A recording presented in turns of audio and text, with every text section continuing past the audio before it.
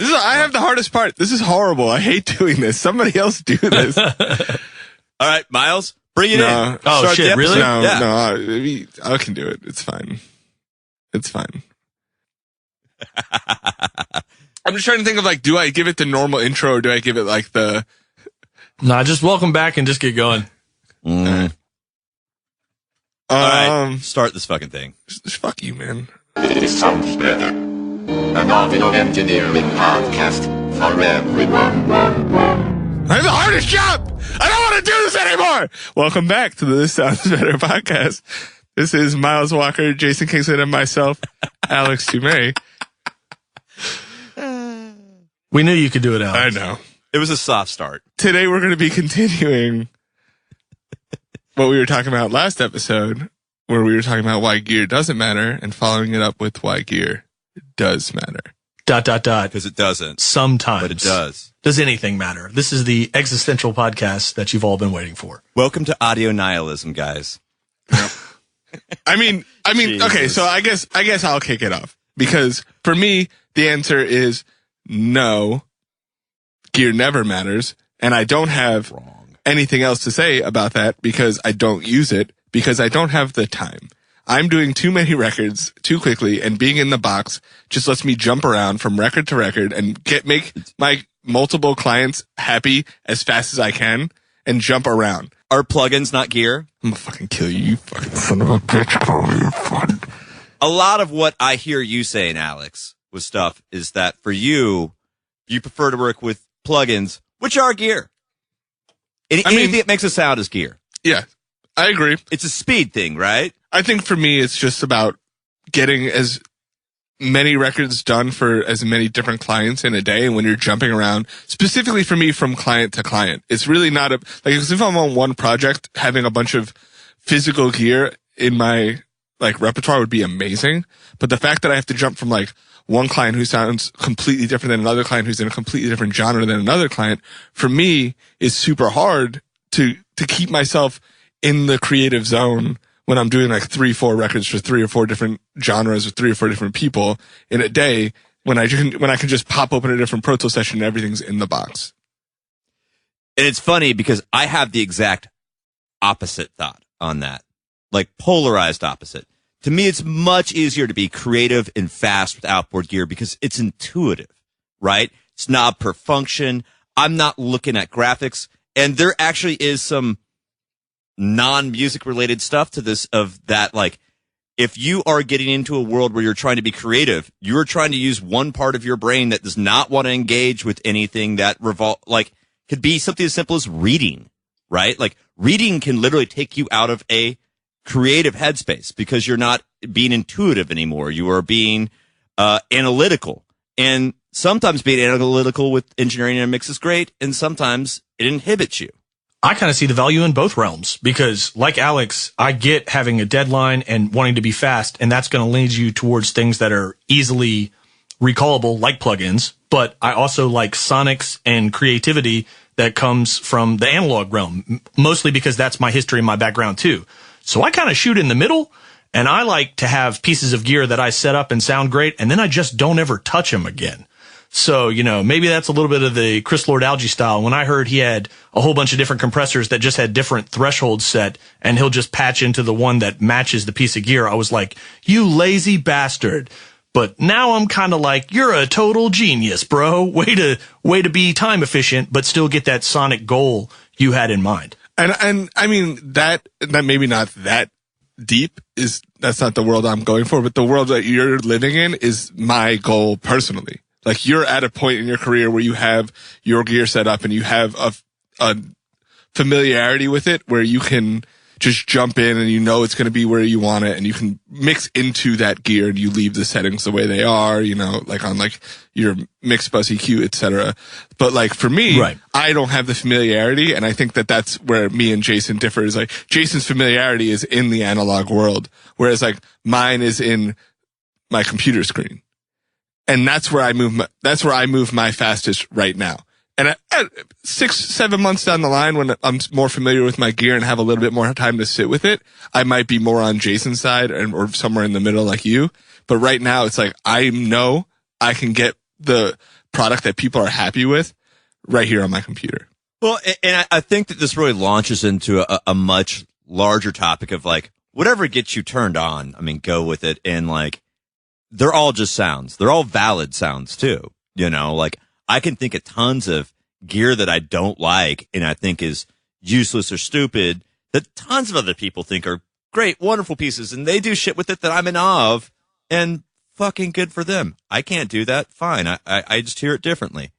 Let's move on with life. And, you know, I think that this really launches into like the larger, like, kind of downside of like the internet age of audio engineering, where like you've got tons of people who go onto YouTube or various unlabeled gear sluts forums and try to philosophize or say that XYZ thing is great. And it's fucking so remedial and so stupid and so anti the art of the craft of what we do is that it unfortunately is something that imprints onto younger engineers in ways that they'll go forward and share these facts about gear or equipment or analog versus digital or whatever like eye roll argument you're going to come across in these very matter of fact ways that aren't always true. Yeah, I mean, I think the internet has spawned a lot of whatever you want to call it, people that have more things to say than maybe products to show for what they've contributed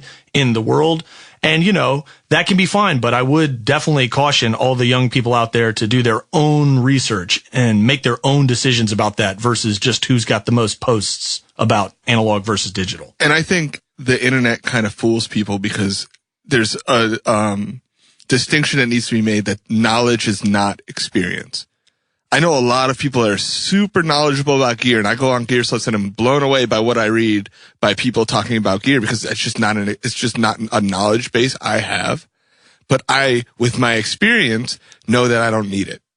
I know that I can get to a certain point without doing what they're doing on those forums.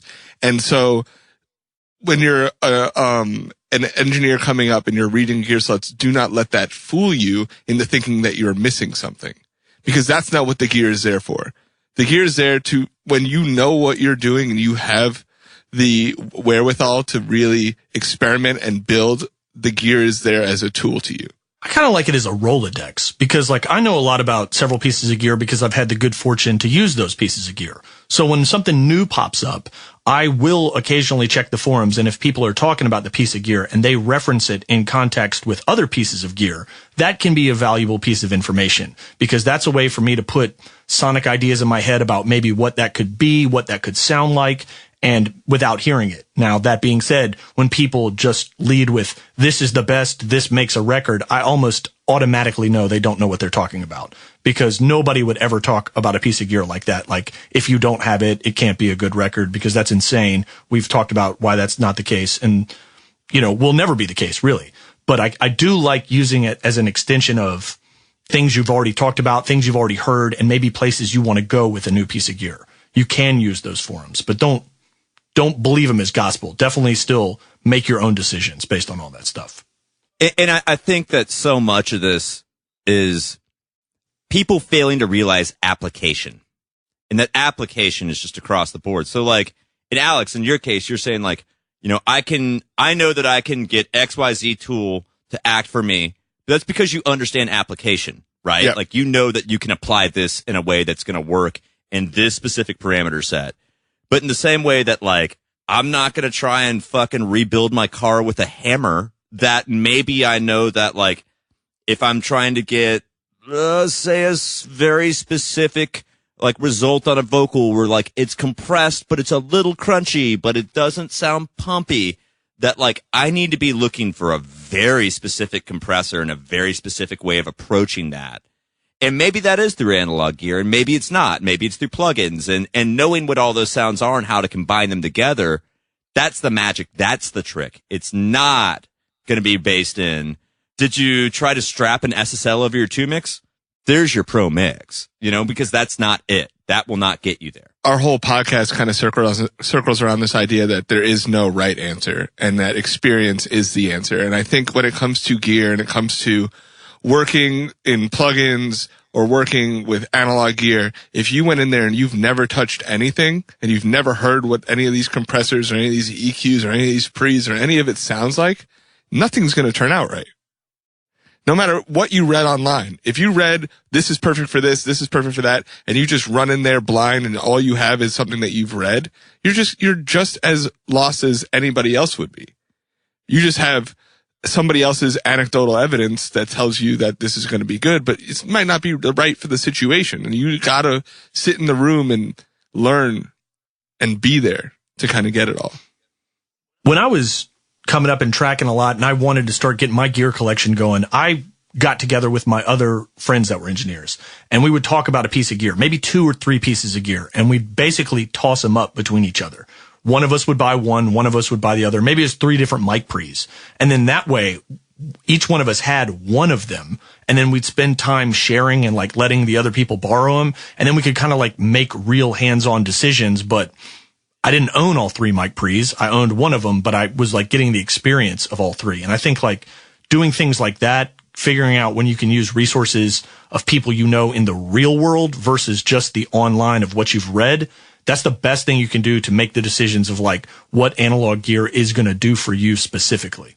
And I think not everybody has that kind of blessing to have a community around them or the funds to even get one piece of gear, which I think is kind of where I come in, where I'm always like, gear doesn't matter. Nothing matters. This is all like, as long as you can get the result, you can get the result. And I think that demystifying this for people that are, in the middle of nowhere and all they have is their bedroom studio and they have an Apollo Twin, if they're lucky enough to have saved up enough for that, and a laptop, can still do it. And I think that what the internet is selling about gear and how it's pitching gear and the conversation that goes on around it is really detrimental to new people coming up in areas that there just might not be a studio there. There might not be any music there, and like they should still be super psyched to make music. Well, I agree with what you're saying, Alex. I think there is a modern version of that everybody does have access to, whether it's, not people locally or budgets that would allow for multiple pieces of gear. You can use your online resources of forums that are maybe not gear sluts, but some other ones where, you guys can talk about different plugins and, everybody can download a demo and then you can share your experiences. And then that way it's still a resource that people can hear pieces of gear, whether it's plugins, whether it's mic pre's or whatever it is, and make some really good informed decisions from people they know and trust versus just whoever gets the most posts on the internet.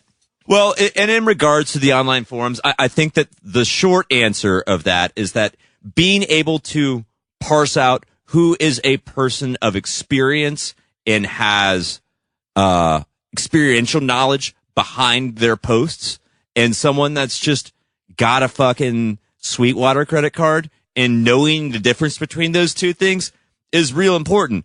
I lived in LaGrange, Georgia when I was learning how to engineer, and I spent thousands of hours reading through recaudio.pro,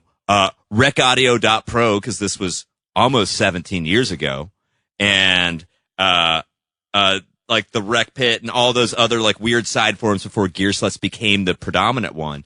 And that became really important, is knowing it, being able to qualify someone's statement and being able to figure out who kind of do I relate to and who seems to have the most wisdom. And I think opposite to what Alex was saying is that the internet has also generated this kind of secondary culture in the same way that there are, 55-year-old engineers that are talking about their, 33609 and how it sounds so much better in like the Rev C version than the Rev JD one that AMS Neve is making.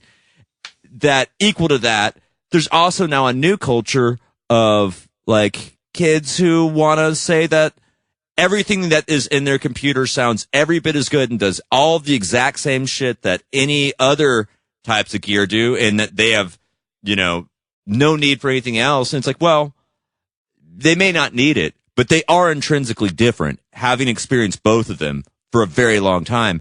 And I think that the biggest problem that the internet's propagating with this is that people want to have these absolutes, in that digital's better than analog. Analog is better than digital. And it's like, neither one of those fucking statements are true. They're both just things, and they're both valid things, and they both have strengths and weaknesses, and learn how to exploit them both to your own benefit. And if you want to get into analog gear, hey, that's great. Use your fucking ears, and the rest will parse itself out. Well, I think it's funny too, because I'm somewhere in the middle, obviously. Miles is even more in the middle than me. And then you're somewhere on the other side of it. You know what I mean? Where I'm more leaning towards digital, you're more leaning towards analog. Miles is somewhere directly in the middle. But none of us are polar opposites. You know what I mean? None of us are on the edge. And I think that's the important demarcation here, is like, you have to understand what the nuanced differences are in the analog gear versus like what you have on the digital side. Obviously, I don't have the like luxury of trying everything out, and I haven't in my career since, I worked for Ben, which is, I don't know, 6 years ago. I haven't really been in. That was a lot of gear though. I know, but it was like, when's the last time I heard any of it? You know what I mean? And I just haven't had that luxury. So I work with what I have, and I'm building towards having, a full studio one day. And that's like a dream of mine, is to have like the Ben size setup of like 8 mobile racks behind me of all the type of gear that I've always dreamed about having, but it's not there. So I'm working with what I have, and I'm getting to the point that I need to get to, and my clients are happy. And that's what's important. When you have the ability to be a little bit in the middle, like I am, basically what you start thinking about a lot is one better than the other. You start thinking about what's the trade-offs. If there's something I like about the analog process, I'm going to accentuate that portion of it. But if there's something I prefer about the digital process, I'm going to route that kind of my workflow that way. And that's why I think my process is exactly where it is because I've spent all the years I have as an engineer, and I've found the strengths in each and minimized the weaknesses in the other. And that's kind of why I choose to split it up, because I definitely see inherent things that are stronger in some and weaker in the others. But I'm able to use both of them and put them together for like my own personal choice. And I agree sum total with what you're saying, Miles. I feel like that there's definitely times that for me, I know that there are certain tasks that like in very, very, very particular ways, I don't know how to do it any other way than the way that analog does it. And it usually is some crazy intangible sound front. Is like, it does seem that analog gear for me and my ears and my tastes, when operating in certain fringe territories, gives you certain things that are completely not creatable. Like there's a very expensive, weird compressor that like I thought was the biggest piece of shit forever. It's an emulation of a Fairchild style compressor that will remain unnamed. And one day I discovered that like if I just didn't worry about the compressor and just bypassed by turning the threshold all the way up and then dime the input gain, holy shit, that's like the best vocal sound I've ever gotten in my life. And like if you're having all of those 2K hard mid-range kind of problems, it just takes care of it. It just literally deals with huge sums of that for you. I've never heard a plugin even get fucking close to that. Soothe doesn't do it. Nothing gives you the same effect. And for me, that's really fast, and that saves me time getting to what I think a really great vocal sound is by owning one of these pieces. But in the same breath, it took me years to track that down, and sometimes you don't have that kind of fucking time, and RComp, bro, throw it on there. Let's get to business, like call it a day. So I feel like in a lot of ways, figuring out how to be open-minded and listening to equipment and exploring what it does, don't just go to some boring factory setting that you read some dude tell you. In the same way with the preset. Plugins and analog both have this in common. Just fuck with your shit until you find something that's new and interesting for you. All right, so that was profound. Well, I think Jason kind of sums it all up better than any of us could. And I think that's it for this episode. I think we covered all the information you'll ever need about analog or digital. You'll never need to know anything else ever again. This has been the This Sounds Better podcast with Miles Walker, Jason Kingsland, and Alex.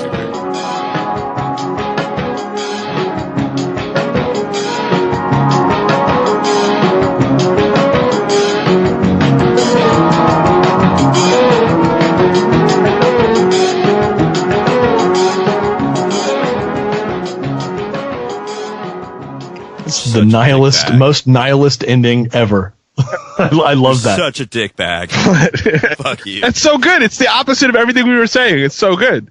Because we were like, no, we were like, you can't have these forever, like, statements, and I made one.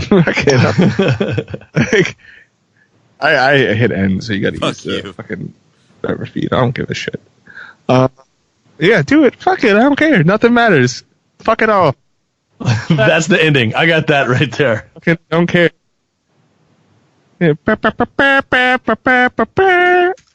Entertainment tonight. An explosion.